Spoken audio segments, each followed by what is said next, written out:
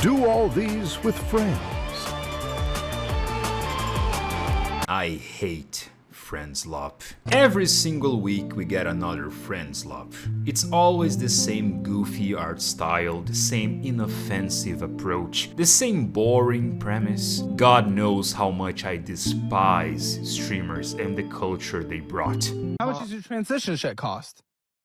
Oh my god, a goblin. Oh. Alright. Aside from based VTubers. As you know, I am old, and here's me once again asking for your financial support in hearing me out. If we turn back the clock to the PS2 and PS3 generations, we see co-op greatness in the form of Army of Two, Shaolin Monks, Resident Evil 5 and 6. Yes, even that atrocity was still fun to play with friends, and I will die on this hill. Games I love to call buddy cop B-list action games. This subgenre of power fantasy is rarely seen in new story games. The ones where there is a story, it ranges from good to absolute dog shit. But that didn't matter. What matters was the camaraderie and the messing up with your pal. All while gunning down hordes of enemies, having mindless fun in a junction of single-player campaign and a multiplayer. I don't think young people would understand how hyped I was once I finished Shaolin Monks with my cousin and we unlocked Scorpion and Sub-Zero. You have no idea how it felt. It was like a bait for two nerdy boys to play that shit all over again. Those games understood what made two people playing together fun. The stupid gruesome moments in Shaolin Monks, when you get fucking yoinked in RE5 and need to quickly be revived. It's the retarded moments you mess with your friend in Army of Two, watching both Rios and Salem constantly throw around funny interactions, such as this. This heat is killing me. It's the desert. I don't know what you expect. I know, bro. I'm just saying, okay? It's hot. You're just bitching.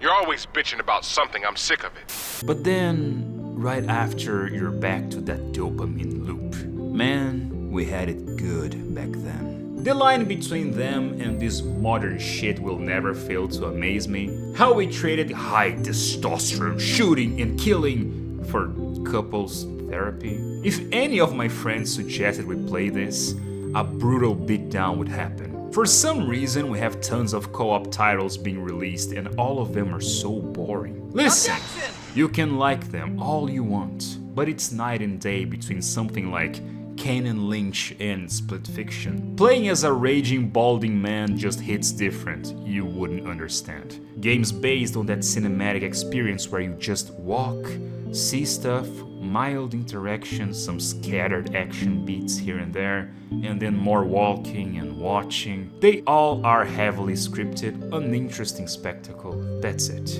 And that's just half the problem. In comes the pandemic era. In comes Among Us and Fall Guys.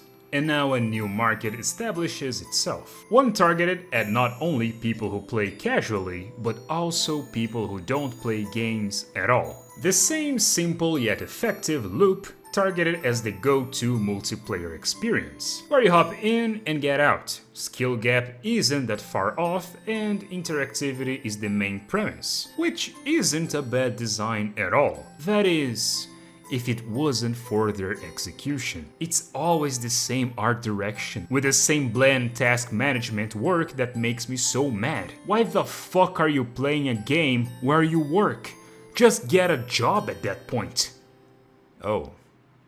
Yeah, I forgot about that. And I wholeheartedly don't care that these things exist. Games should be vast and be whatever they want. But I care immensely when this outshines and replaces something that used to be so dear to me. Because I do not engage nor enjoy survival games, and my patience for competitive ones have plummeted after Dota 2 and Marvel Rivals corrupted my mind and desensitized my tastes. So I wish I could just point at the streamers and retard devs and blame them. But I recognize that the issues run deeper than the surface of my complaints. It's the same bloody reason why every single publisher only pumps money in loot boxes, season passes and all that. Something I talked about before in my channel. High risk, high reward is inconceivable. We live in an era of low risk, high reward, where anything goes pretty much.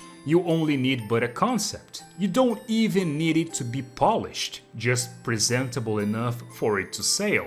Everyone excuses mediocrity as the go-to standard for peak, because you can always patch it, add unreleased content and so on. Back then we had a few things to take in consideration. They were one-time purchases. You play it, maybe replay it, and move on. Not even taking in consideration the couch gameplay aspect of things. And publishers do anything they can to create infinite content, the exact opposite of what it used to make money, even at the cost of bankruptcy. Just think about the effort needed in all those games. You need a decent story, not perfect, but playable. Elaborate gameplay, enough to engage two people playing it. Set pieces that fit a duo game, which means more intricate levels. AI to accommodate two players. Not that it was that important if you take in consideration how ass RE5's was. But who needs that, am I right? The most important thing in modern gaming is consultants. You can't make a game without them, can you? State of Play surely agrees with my statement. I'm so glad money is being pumped in the right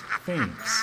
And the sad reality is that this is a market long gone. It is not profitable, even if there is a demand, since Helldivers 2 was to some extent that which I miss so much. Not exactly, but close enough. And it was a beast in sales.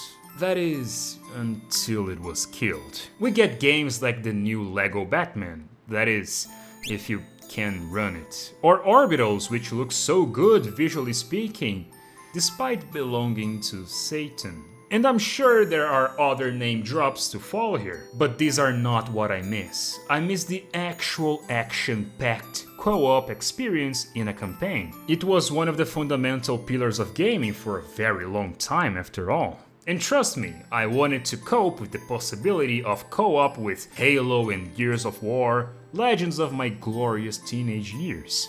But both of these franchises have been killed, buried and forgotten. Don't you just love to see everything you have ever cared about die like it never mattered in the first place? What a time to be alive.